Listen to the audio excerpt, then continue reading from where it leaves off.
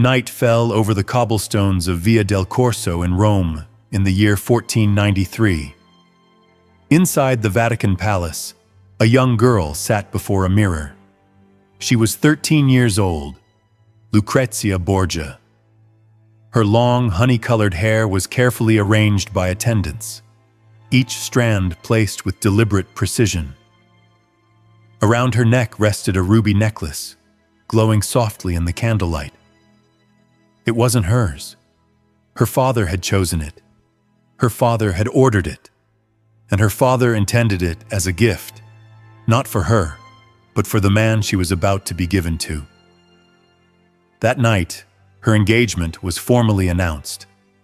The groom, Giovanni Sforza, a member of the powerful Sforza family. He was 26. What Lucrezia felt in that moment, no record tells us. What survives are invitations to the wedding and diplomatic reports sent back to foreign courts. One envoy wrote a chilling line: "Tonight, it has been decided who will possess the Pope's daughter." Possess. In Rome at the time, everyone understood exactly what that word meant. Even now, more than 500 years later, the name Lucrezia Borgia has not faded. She is remembered as a poisoner, a conspirator in incest, a symbol of one of the most corrupt families of the Renaissance. But when we turn to the original documents preserved in Vatican archives, a very different outline begins to emerge. She was not the one mixing poison. She may have been the one being poisoned. This is not a story told to restore her honor. This is a record of what was done to her. Lucrezia Borgia was born on April 18, 1480, in the Subura district of Rome. Her father was Rodrigo Borgia, who would later become Pope Alexander VI. Her mother, Vanozza de Catane, was his longtime mistress. She grew up as the youngest of 4 siblings. Her brothers, Cesare, Juan, and Jofre, each played their role in the ambitions of the Borgia family. And among them, it was often said that Lucrezia was her father's favorite. But in the Borgia household, being loved did not mean what it usually does. As Rodrigo Borgia built his power in Rome, Lucrezia was assigned a role early in life, one that had nothing to do with childhood. The Borgias were originally from Spain. In Italy, they lacked deep political roots. That was a weakness Rodrigo needed to overcome. One of the tools he chose was marriage. Lucrezia was not simply his daughter. She was a political asset. Her age didn't matter. Her desires didn't matter. That fact remained unchanged. By 1487, when she was not yet 7 years old, records of marriage negotiations had already begun to appear. Documents discovered in the Spanish National Archives in the 1920s reveal that Rodrigo was simultaneously negotiating her future marriage with multiple noble families, a child already being moved like a piece on a diplomatic board. In 1491, when Lucrezia was just 11, her first official engagement was arranged. The groom was the son of a Spanish nobleman, Don Gaspar de Procida. But within a year, the engagement was abruptly cancelled. Why? Because her father had found a more valuable alliance. In 1493, a second engagement was arranged, this time to Giovanni Sforza, aligning the Borgias with Milan. It was a strategic decision, nothing more. Lucrezia was 13. By the following year, she was sent to live with her future husband, even before the wedding ceremony. The marriage was officially celebrated in June 1493. Rome erupted in celebration. The Pope spared no expense. Poets praised the beauty of the young bride. On the surface, it was a triumph. But behind the spectacle, something had already begun to shift. 3 years later, in 1497, everything changed. Rodrigo and Cesare Borgia no longer needed their alliance with the Sforza family. A new political opportunity had emerged, an alliance with the Kingdom of Naples. And suddenly, Giovanni Sforza lost his value. There was only one solution: the marriage had to be erased.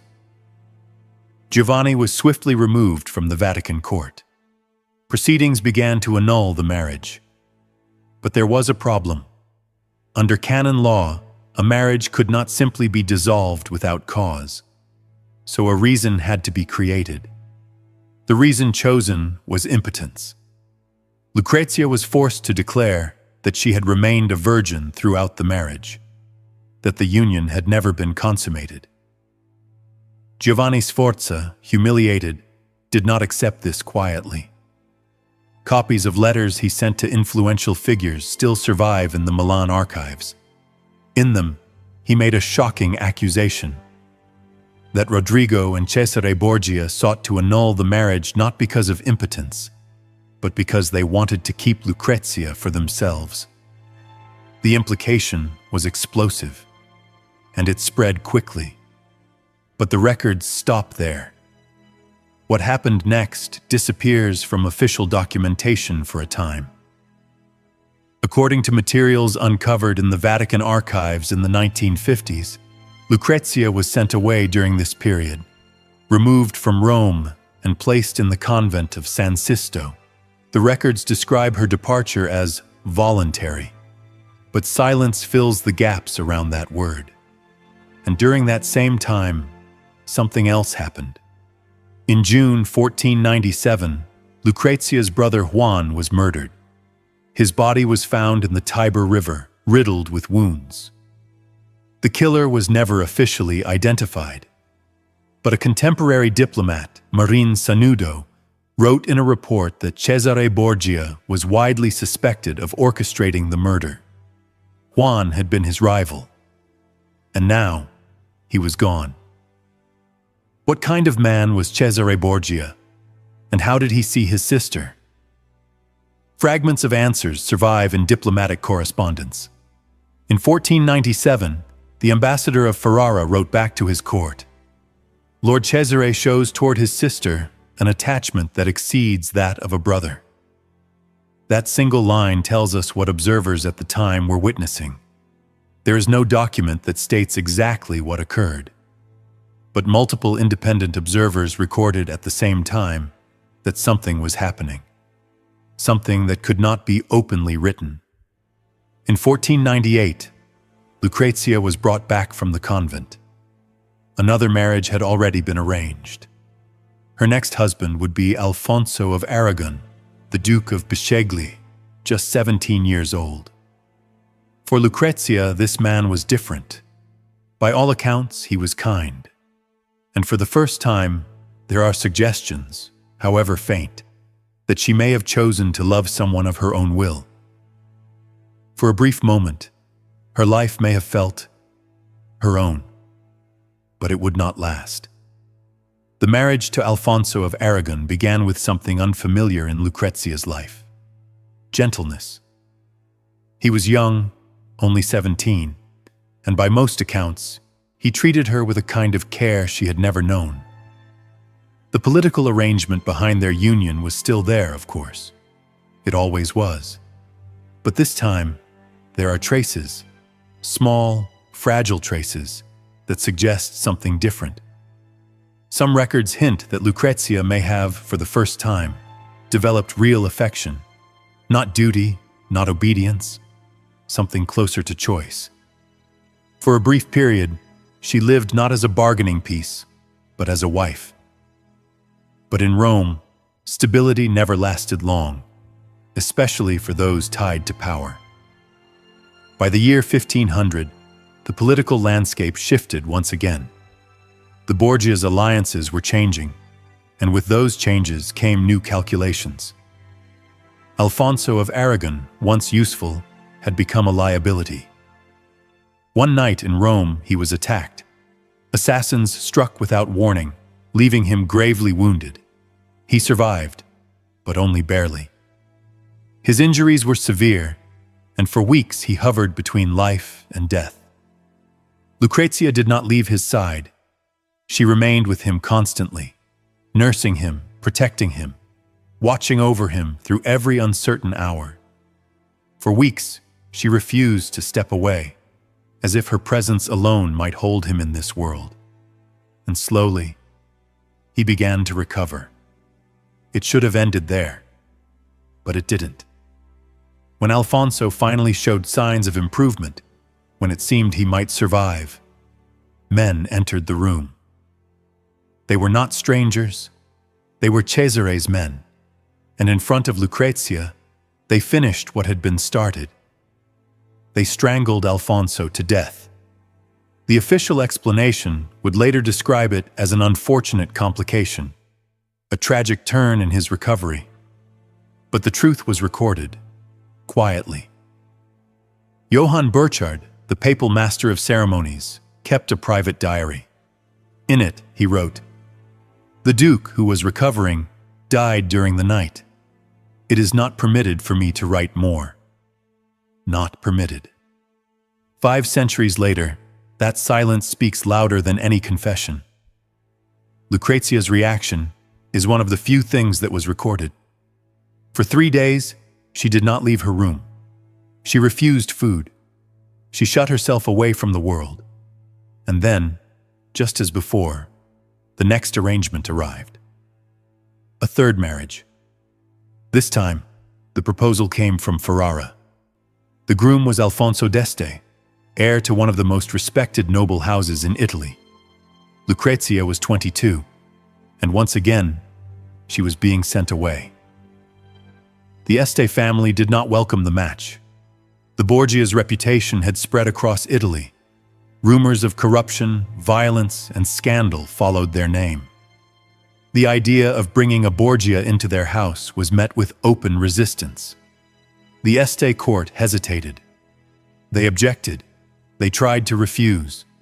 But Rodrigo Borgia was still pope, and Cesare Borgia still held power. Pressure was applied, political, financial, and personal. Negotiations were pushed forward with relentless force. Wealth was offered. Alliances were promised. And eventually, resistance collapsed. In 1502, Lucrezia was sent to Ferrara. But something changed there. The court of Ferrara was not like Rome. It operated under a different kind of order, one less chaotic, less suffocating. For the first time in her life, Lucrezia was given space. Not complete freedom, but something close enough to it. And within that space, she began to build something of her own. Alfonso d'Este was not an easy man.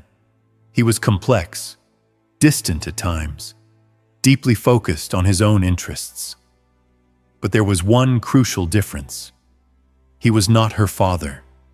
He was not her brother.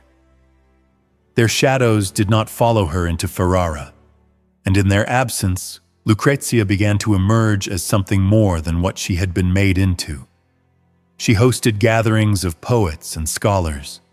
She exchanged letters with intellectuals and artists. She became a patron of culture, someone who supported and shaped the artistic life of the court. The poet Ludovico Ariosto would later write about her. Her correspondence with Pietro Bembo sparked debates among historians. Some saw it as intellectual admiration, others as a form of restrained platonic love. For the first time, Lucrezia Borgia existed in records not as a pawn, but as a participant, as someone with influence, as someone with a voice. But the past did not disappear. In 1503, her father, Rodrigo Borgia, Pope Alexander VI, died. Rumors spread that poison was involved. Some accounts suggest that Cesare himself fell ill at the same time, possibly from the same source. Whether by chance or design, the effect was the same. The Borgia era in Rome came to an end, and with it, Cesare's power began to collapse. Stripped of his influence, weakened by illness and shifting alliances, he fell from the position he had once dominated. The world that had shaped Lucrezia, controlled her, used her, silenced her, began to unravel. But she remained.